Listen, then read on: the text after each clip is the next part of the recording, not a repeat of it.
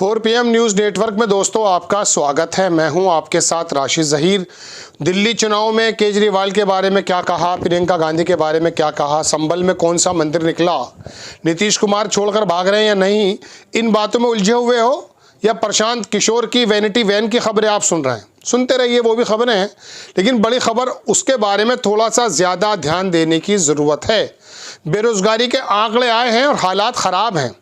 देश के कुछ बुद्धिजीवी जिनको आप ये समझ लेते हो कि विपक्ष के जो हैं कारकुन हैं, विपक्ष के कार्यकर्ता हैं, लेकिन अगर वो एविडेंस के साथ आपके सामने कुछ बात रखने लगें तो बराए करम सुनना तो बनता है।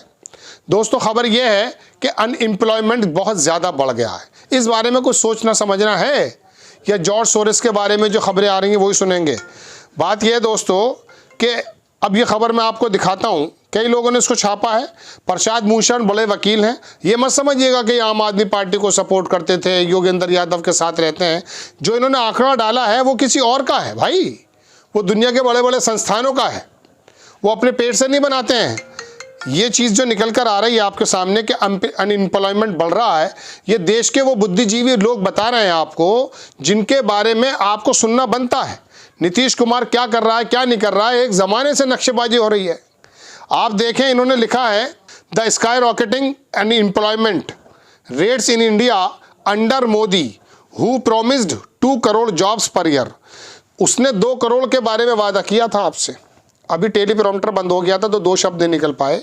2 करोड़ को बताया दिया था अमित शाह ने कि वो तो जुमला है, उसके बारे में ज़रा देख लीजिए। उन्होंने एक डाटा दिखाया है, अनएम्प्लॉयमेंट रेट इन इंडिया 2008 से लेकर 2024 के बीच का है।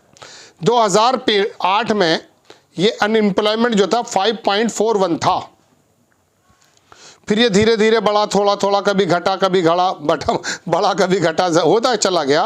लेकिन सबसे आगे आ जाइए अब आकर के ये 2024 चल रहा है, इसमें 9.2, लगभग डबल के करीब। पिछले साल की स्थिति 2023 में 8 थी, फिर 7 थी, फिर उसके बाद अगर 22 में देखेंगे, 21 में तो वो 8 थी। ये हालात चल रहे हैं।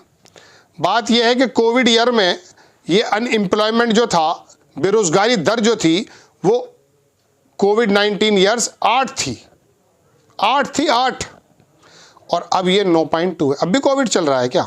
चलिए खैर, इनकी बात को छोड़ दीजिए, मैं किसी और का डाटा आपको दिखाता हूं। दोस्तों, बात यह है कि आपको ये डाटे देखने इसलिए चाहिए क्योंकि ये हमारी और आपसे ही जुड़ी हुई चीज़ें हैं। एक चीज़ और दिखाता हूँ आपको, एक साहब ने डाला था जवाहर सरकार। अब आप ये मत कहिएगा ये तो टीएमसी के लोग हैं, तो ये भी डाटा दे रहे हैं, वही चीज़ इन्होंने बताई है।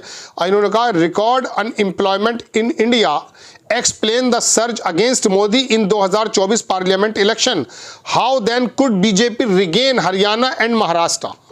बड़ा अच्छा सवाल है, किस प्रकार से इन्होंने महाराष्ट्र और हरियाणा को गेन कर लिया है, जबकि डाटा जो है ये बता रहा है कि बेरोजगारी बढ़ रही है। जवाहर सरकार को पता नहीं है ये बात।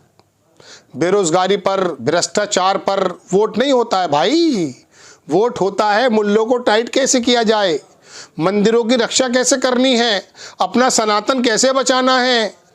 सनातन तो बचा हुआ था, उसको बचाने की जिम्मेदारी ईश्वर और भगवान पर है। ये कौन से दरोगा आ गए बीच में जिन्होंने कहा हम सनातन के दरोगा हम ही बचाएंगे। अभी देख रहा था मैं, एक पूरा IAS है, पागल हो गया शायद, वो नाम नहीं बता पाऊंगा।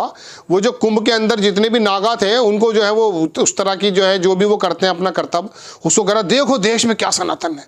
अभी पिछले 1.5-2 साल पहले वो जो है ना भारतीय जनता पार्टी पर केंद्र पे बरस रहा था, पता नहीं कौन सी डील हुई, अचानक उनका चाटुकार बन गया। अब नागा के डांस के अंदर भी उसे देश में सनातन नजर आता है।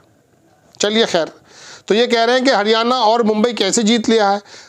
Unbeatable power of money plus EVM plus user friendly ECI election commission of India plus communal emotions ruthless planning while Congress was day dreaming. Congress जो है दिन में सपने देख रही है और इन्होंने अपनी एक ऐसी वो बनाई है जिससे महाराष्ट्र, और वो बात महाराष्ट्र के जीतने की और हरियाणा के जीतने की नहीं है, 5 साल बाद फिर खड़े हो जाएंगे। लेकिन बात यह है कि हर बार बेवकूफ़ कौन बन जाता है। एक चीज़ मैं और दिखाना चाहता हूँ, उन्होंने बड़ी डिटेल में लिखा था। हाँ, ये शीतल पी सिंह है, बड़े अच्छे पत्रकार, इन्होंने लिखा हालांकि जीडीपी की रैंकिंग में हम दुनिया की 5वीं बड़ी अर्थव्यवस्था और पीपीपी की रैंकिंग में स्वर्गीय मनमोहन सिंह सरकार के कार्यकाल से हमारी रैंकिंग तीसरी है, लेकिन एफडीआई इनफ्लो के आधार पर हम बहुत पीछे घिसट रहे हैं। कुल 2.1 हिस्से के साथ हम दुनिया में इस मामले में 16वें नंबर पर हैं। ऐसा तब है जब दुनिया के चक्कर लगाने के मामले में हमारे प्रधानमंत्री मोदी जी के नंबर 1 राष्ट्रीय अध्यक्ष हैं। India versus other leading countries in FDI inflows, जो फॉरेन का जो आता है ना पैसा, उसके बारे में जिक्र चल रहा है कि हमारा हालात क्या है। सबसे ऊपर जो है वो अमेरिका है, 311 बिलियन इनफ्लोज हुआ है, आया है। लेकिन इसको सबसे नीचे चले जाओ, क्यों परेशान हो रहे हो। मिंट की रिपोर्ट है ये, 28 नंबर पे पड़े में हम, 28 बिलियन हमारे पास है का जो है इनफ्लो हुआ है, जबकि अमेरिका का 311, चाइना का 163, ये तमाम बिलियंस में है। चलिए, ये खबर समझ में इसलिए नहीं आती, इकोनॉमी की खबरें हैं, चटपटी खबरें चाहिए हमें। तो चटपटी खबरें किस प्रकार की होती हैं? चटपटी खबरें ये होती हैं कि साहब फला मस्जिद के नीचे बावड़ी निकल आई है, ये है खबरें। तो दोस्तों बात यह है कि अगर बेरोज़गारी रेट, अभी मैं एक इकोनॉमिस्ट हैं उनको सुन रहा था, अरुण कुमार, वो ये कह रहे थे कि 32 करोड़ लोग ऐसे हैं देश में जो छोटा मोटा बिजनेस करके रोज़गार वाले बता सकते हैं, लेकिन उनके ऊपर एक के ऊपर 4 आदमियों का बोझ है। 28 करोड़ लोग हट चुके हैं।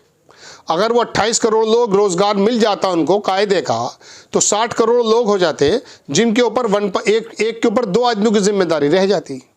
लेकिन यहाँ तो एक आदमी पे 4 आदमी की जिम्मेदारी है। मैं अपने आसान शब्दों में बता रहा हूँ, उनका तो खैर बिजनेस टर्म्स होते हैं, अलग अलग तरह की बात होती हैं। डॉक्टर आकर के अगर भारी टर्म के अंदर बीमारी बताने लगे तो समझ में नहीं आती, सीधी सीधी बात कर लेनी चाहिए। तो बहरहाल वो बता रहे थे, अर्थशास्त्री हैं बड़े, जेएनयू में शायद पढ़ाते थे। अब जेएनयू का नाम सुन के ये मत समझना कि वो तो अलग ही थे, दिल्ली यूनिवर्सिटी में थे, किसी कॉलेज में शायद, जिसमें भी थे। बहरहाल उनका ये डाटा था दोस्तों जो मैंने आपको बताया। अब ये जो बेरोज़गारी का आंकड़ा है, इसके बारे में क्या इतना जिक्र नहीं होना चाहिए जितने लोग इससे इफेक्ट हैं। लेकिन अंजना ओम कश्यप तो खड़े होकर के मोदी और केजरीवाल के बीच में लड़ाई कराई जा रही है। राजनीति के बारे में ये देश के जितने चैनल्स हैं, इनको इतना मज़ा आता है, किसी प्रशांत किशोर आदमी अनशन पे बैठ जाए, वहाँ बिहार के अंदर स्टूडेंट्स का मुद्दा गौड़ हो जाता है। इसकी वैनिटी वैन, उसकी वैनिटी वैन, ये जब स्तर हो जाएगा तो फिर बेरोज़गारी के आंकड़ों पे जवाहर सरकार, प्रशांत भूषण, ये लोग तो बताएंगे, पढ़े लिखे लोग हैं, बता रहे हैं। लेकिन आप भी सुन रहे हैं या नहीं? या आपको वही खबरें दूं मैं आपको ला करके कि साहब वहाँ पर ये हो गया, नीतीश कुमार ने अरे कोई पलटी वल्टी नहीं मार रहा है भाई, बिला वजह फुटेज खा रहे हैं, बात सुन लो। और वो पलटी मार भी लेगा तो बिहार का क्या रखा है भाई? 12 सांसद हैं उसके, हट जाए। भारतीय जनता पार्टी बड़ी मजबूत है, वो लड़ लेगी अपने दम पर वह इलेक्शन। इसी पर महीनों खप गए। नीतीश कुमार ने सिर के अंदर जो है दर्द करके रख दिया है, अब घटे, अब घटे, अब घटे, अब घटे। ये खबरें आप भी सुनते हैं। क्या हो जाएगा कि 10वीं बार उन्होंने पलटी मारी है, क्या हुआ था उससे? कुछ नहीं होता है। खबरें ये हैं इंपॉर्टेंट जो मैं आपको सामने पेश कर रहा हूँ इन लोगों के माध्यम से कि बेरोज़गारी के आंकड़े बढ़ रहे हैं। इस बारे में चिंता आप कर लीजिए। आपको खबर कैसी लगी अपनी राय कमेंट्स बॉक्स में ज़रूर दीजिए। चैनल को सब्सक्राइब कीजिए, शेयर कीजिए। नेक्स्ट टाइम मैं किसी खबर के साथ हाजिर होता हूँ। जय हिंद।